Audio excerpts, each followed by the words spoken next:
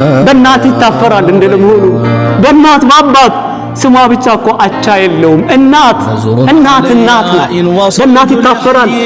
ፊቷ ስለበለዘ በእኛ ቀጥና ስለሆነች አለባበሷ ስላላማረ እኛን ለማሳደግ ስለተጨነቀች ከሰውነት ስለወጣች በእናትና በአባት ይታፈራል። ያ አብደላህ ወላሂ ሉቅማኑል ሐኪም وقال لابنه ائتني بشيء من الجنة የጀነት የሆነ ነገር አንጣልኝ አለ።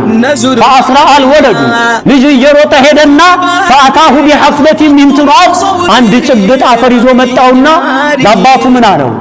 هذا تراب من تراب الجنة هذا تراب من تراب الجنة وقال لقمان لابنه من أين جئت به كيف نعمته دنيا ላይ ነው ያለነው የጀነት አፈር كيف አገኘህ አለው قال የሉቅማን ልጅ ብሎ አለው من تحت قدم أمي من تحت قدم أمي ከናቴ እግር ስር ነው ያገኘሁት።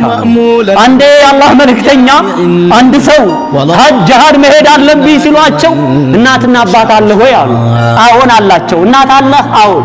إلزمها فإن الجنة تحت رجليها وفي رواية عند قدميها كما حسنه الألباني እናትህን خدم ጀነት ያለው ተናት እግር ስር ነው አሉት። ገፍተሃል ልገባ ነው፣ ወሩራሃል ልገባ ነው።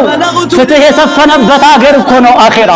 ጉልበት አይጠቅም፣ ገንዘብ አይጠቅም፣ ቀዋ አይጠቅም፣ ስልጣን አይጠቅም፣ ከፍ ማለት አይጠቅም። መልካም ስራ ብቻ ነው የሚጠቅመው። ትንሽ የሆነ ሁላ ትልቅ ይሆናል። ሰው የሚገፈትረው ሰዎች የሚሰድቡት የሚያንቋሽሹት ተራ ሰው አድርገው የሚያዩት መስጊድን የያዘ ሰው ግን ነገ በላጭ ሆኖ እናየዋለን። ወላሂ ያ አብደላህ ለዚህ ነው ታዲያ እኛ በእናትና በአባቶቻችን ሐቅ መጠየቅ